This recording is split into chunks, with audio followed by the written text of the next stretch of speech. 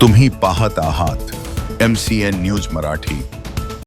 जळगाव जामोद नगरपालिकेत भाजपाचे गणेश रामेश्वर दांडगे यांची नगराध्यक्षपदी निवड झाल्यानंतर 21 सदस्य असलेल्या नगरपालिकेत 2 स्वीकृत सदस्यांची निवड होणे गरजेचे होते।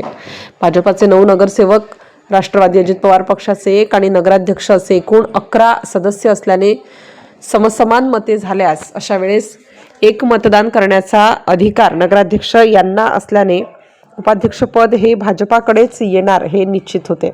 दरम्यान 13 जानेवारी रोजी झालेल्या निवड प्रक्रियेत स्वीकृत सदस्य म्हणून भाजपाचे सचिन जोशी तर जळगाव शहर विकास आघाडीकडून राष्ट्रवादी शरदचंद्र पवार गटाचे ॲडव्होकेट करीम खान यांची निवड करण्यात आली आहे। उपाध्यक्षपदाकरिता भाजपाकडून शहराध्यक्ष कैलास पाटील, जळगाव विकास आघाडीकडून सिद्धार्थ हेलोडे तर काँग्रेसकडून फरजाना बी सय्यद अफरोज यांनी उमेदवारी दाखल केली होती।